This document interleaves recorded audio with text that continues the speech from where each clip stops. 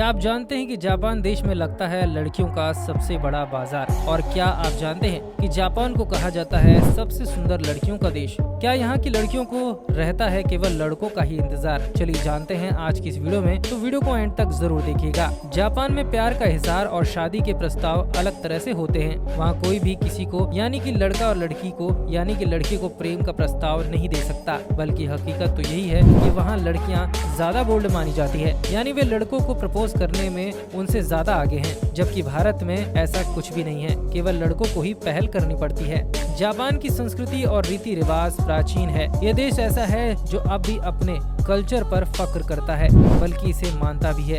यहाँ की कई संस्कृति परंपराएं बाहर के लोगों को चौंका देती है। वैसे यहाँ के कल्चर ने समय के साथ यूरोपीय संस्कृति के साथ भी बहुत अच्छी तरह से खुद को ढाल लिया है। जब यहाँ वैलेंटाइन वीक होता है तो लड़के और लड़कियाँ खुलकर प्यार का इजहार करते हैं, लेकिन वो भी कुछ खास तरीके से, और वो भी कुछ खास परंपराओं के साथ। इसी में शर्ट का दूसरा बटन मांगने की रोचक परंपरा भी है। वैसे तो हर व्यक्ति का प्यार का इजहार करने का तरीका थोड़ा अलग होता है, लेकिन जापान में प्यार के इजहार के तरीके भी यहाँ की संस्कृति और परंपराओं के साथ अनोखे हैं। जापान में जब भी स्कूल या कॉलेज में फेयरवेल होता है, तब उस कॉलेज या स्कूल की जूनियर लड़कियां सीनियर लड़कों से उनकी शर्ट का दूसरा बटन मांगती हैं। जूनियर लड़कियां सिर्फ उसी सीनियर लड़के की शर्ट का दूसरा बटन मांगती हैं जिसे वह पसंद करती हैं। ये केवल लड़की की तरफ से प्रेम के इजहार का तरीका ही नहीं, लड़के के बटन को न देने का भी अर्थ यही होता है। अगर लड़का भी लड़की को पसंद करता है तो मांगने पर अपनी शर्ट का दूसरा बटन उसे दे देता है। बात अनोखी ही लगती है, लेकिन जापान में इस तरह की परंपरा ही होती है। दूसरे बटन को मांगने के पीछे की वजह यह है कि यह बटन दिल के सबसे करीब होता है, और लड़की का दूसरा बटन का मांगना का मतलब यही होता है कि वह सांकेतिक रूप से उसका दिल मांग रही है।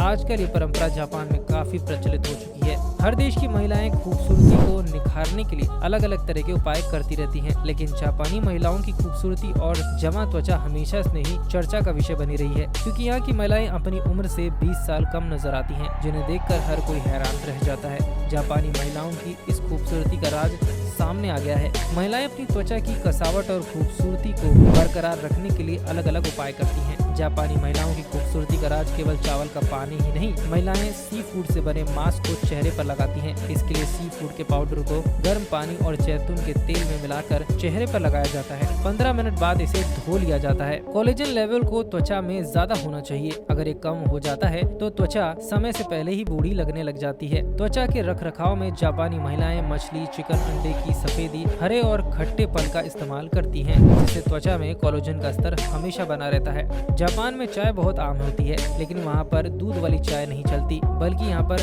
ग्रीन टी पीने का चलन है। वहाँ मांचा टी बहुत लोकप्रिय है। ये इतनी लोकप्रिय है कि वहाँ इससे जुड़े कई व्यंजन बनाए जाते हैं, क्योंकि ये स्वास्थ्य के लिए बहुत ज्यादा फायदेमंद होती है। इसलिए आप भी कह सकते हैं कि जापानी महिलाओं की सुंदरता इसी बात पर टिकी हुई है। हॉट स्प्रिंग बाथ जापान में बहुत आम है, और यहाँ सौंदर्य को बढ़ाने का तरीका भी माना जाता है। इसे जापान में ऑनसेन कहा जाता है। जापान में ज्वालामुखी एक्टिव हैं, और ऐसे में प्राकृतिक स्प्रिंग बहुत सारे देखने को मिल जाते हैं। ये स्किन के लिए काफी लाभदायक होते हैं, क्योंकि इनमें प्राकृतिक मिनरल्स पाए जाते हैं। इसी के साथ ये रिलैक्स करने के लिए भी जरूरी होते हैं। जापान में महीने में 2 या 3 बार लोग इस तरह के स्प्रिंग का आनंद लेते हैं, और ये यकीनन स्वास्थ्य के लिए बहुत फायदेमंद होता है। अगर वीडियो अच्छा लगा हो तो वीडियो को कमेंट जरूर करें, साथ ही लाइक करें। साथ ही इसी तरह की दिलचस्प वीडियो को देखने के लिए हमारे पेज को फॉलो कर लीजिए।